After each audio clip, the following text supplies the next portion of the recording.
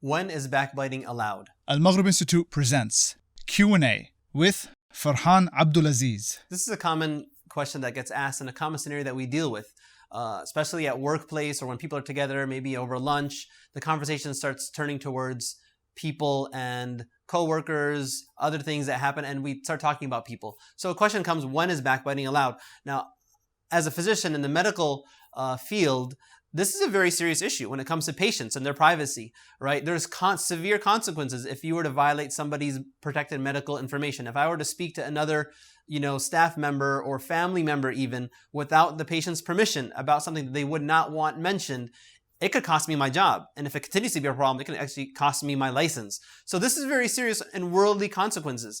And Islamically, we also have a similar parallel. When can we talk about someone and when can we not? First of all, we have to define what is backbiting. It's mentioning something about your brother or sister that they would not want to be mentioned, whether it's true or not. If they didn't want it to be mentioned, that would be considered backbiting. So when are we allowed to mention something, right? There may be scenarios that we have to. And so there's a scholar who mentioned the 6 scenarios when we're allowed to in a beautiful line of poetry. He kind of combined it all together. He said, الْقَدْحُ لَيْسَ بِغِيبَةٍ فِي سِتَّةٍ. There are 6 scenarios where backbiting, mentioning a fault of someone is not considered backbiting. The first thing he says, مُتَظَلِّمٍ, somebody who's been oppressed. So if you have to go to a judge, or a police officer, for example, to tell them what happened to you. Somebody, broke into your home and you know who the person is. That's not considered backbiting because your right had been taken. You're trying to get it back. You're going to someone of authority to help you. Then he says, وَمُعَرِّفٍ, say someone is known by a certain quality. And this might be a relevant example for those who follow basketball. There's a basketball star named Anthony Davis, and his nickname is the unibrow, right? Because he has an eyebrow that's connected. Now, generally, people consider that to be something that they insult people for, that they have a one connected eyebrow. So it could be considered an insult. For him, however,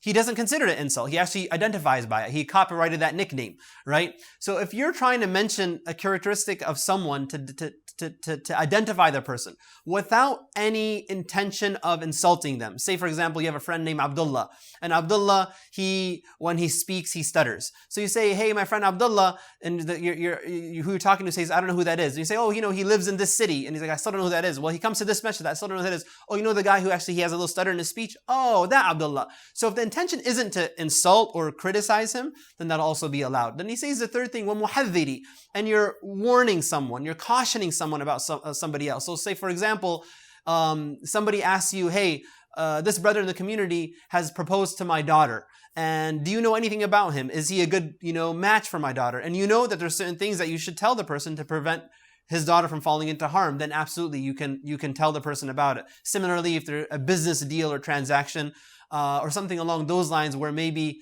potential preventing harm from happening.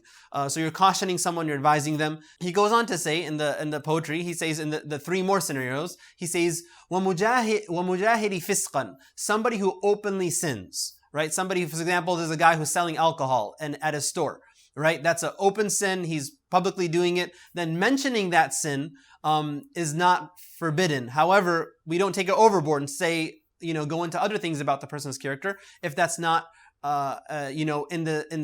in relationship to what we're talking about.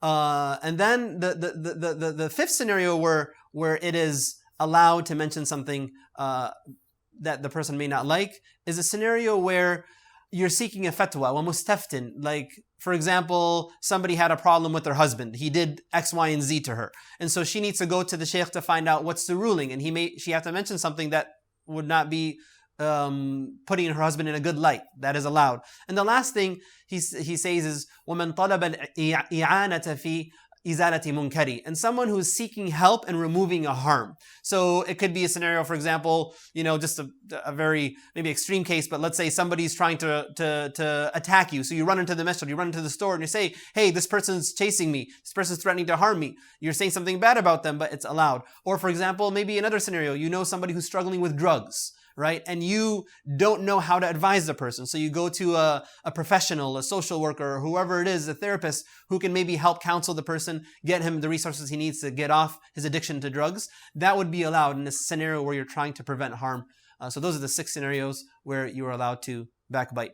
We'll be covering this and much more in my upcoming class titled Faith and Honor.